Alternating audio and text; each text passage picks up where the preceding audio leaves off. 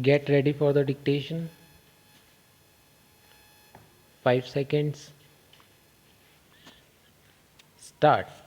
At the hour of midnight on 14th 15th August 1947, India attained independence. Jawaharlal Nehru, the first Prime Minister of Free India, addressed a special session of the Constituent Assembly that night. This was the famous Tryst with Destiny speech that you are familiar with. This was the moment Indians had been waiting for. You have read in your history textbooks that there were many voices in our national movement, but there were two goals almost everyone agreed upon. One, that after independence we shall run our country through democratic government, and two, that the government will be run for the good of all, particularly the poor and the socially disadvantaged groups. Now that the country was independent, the time had come to realize the promise of freedom. This was not going to be easy. India was born in very difficult circumstances. Perhaps no other country by then was born in a situation more difficult than that of India in 1947. Freedom came with the partition of the country. The year 1947 was a year of unprecedented violence and trauma of displacement. It was in this situation that independent India started on its journey to achieve several objectives. Yet, the turmoil that accompanied independence did not make our leaders lose sight of the multiple challenges that faced in the new nation.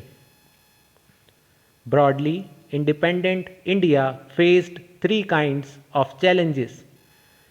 The first and the immediate challenge was to shape a nation that was united yet accommodative of the diversity in our society. India was a land of continental size and diversity. Its people spoke different languages and followed different cultures and religions. At that time, it was widely believed that a country full of such kinds of diversity could not remain together for long.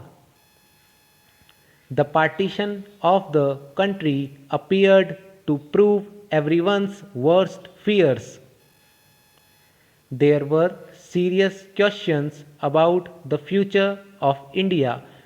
Would India survive as a unified country? Would it do so by emphasizing national unity at the cost of every other objective? Would it mean rejecting all regional and subnational identities? And there was an urgent question: how was integration of the territory of India to be achieved? The second challenge was to establish democracy. You have already studied the Indian Constitution. You know that the Constitution granted fundamental rights and extended the right to vote to every citizen. India adopted representative democracy based on the parliamentary form of government. These features ensure that the political competition would take place in a democratic framework. A democratic constitution is necessary but not sufficient for establishing a democracy. The challenge was to develop democratic practices in accordance with the constitution. The third challenge was to ensure the development and well being of the entire society and not only of some sections. Here again, the Constitution clearly laid down the principle of equality and special protection to socially disadvantaged groups and religious and cultural communities. The Constitution also set out in the directive principles of state policy the welfare goals that democratic politics must achieve. The real challenge now was to evolve effective policies for economic development and eradication of poverty. How did independent India respond to these challenges? To what extent did India succeed in achieving the various objectives set out by the Constitution? This entire book is an attempt to respond to these questions. The book tells the story of politics in India since independence so as to equip you to develop your own answers to big questions like these. In the first three chapters, we look at how the three challenges mentioned above were faced in the early years after independence.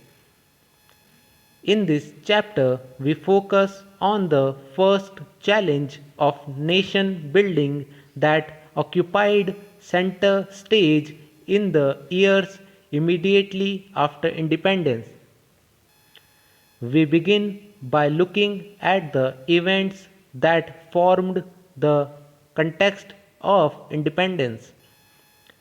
This can help us understand why the issue of national unity and security became a primary challenge at the time of independence.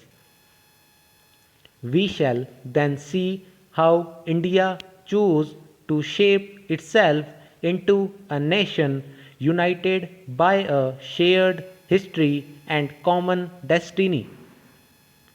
This unity had to reflect the aspirations of people across the different regions and deal with the disparities that existed among regions and different sections of people.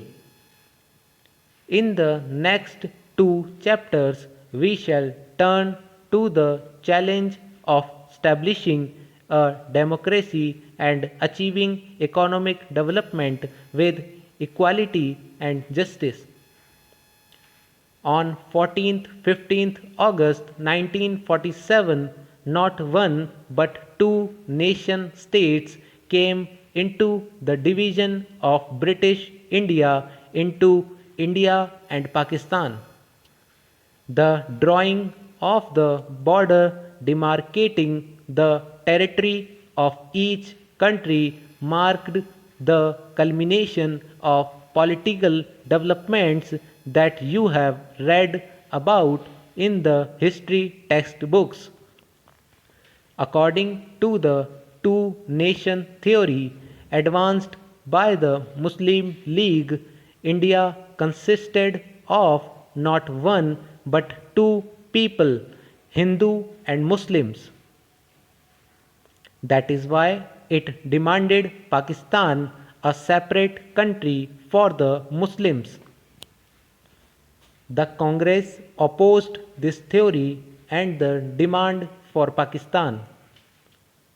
but several political developments in 1940s, the political competition between the Congress and the Muslim League and the British role led to the decision for the creation of Pakistan process of Pakistan. Thus, it was decided that what was till then known as India would be divided into two countries, India and Pakistan. Such a division was not only very painful but also very difficult to decide and to implement. It was decided to follow the principle of religious majorities. This basically means that areas where the Muslims were in majority would make up the territory of Pakistan. The rest was to stay with India. The idea might appear simple, but it presented all kinds of difficulties. First of all, there was no single belt of Muslim majority areas in British India. There were two areas of concentration, one in the west and one in the east. There was no way these two parts could be joined. So it was decided that the new country, Pakistan, will comprise two territories, West and East Pakistan, separated by a long expanse of Indian territory. Stop.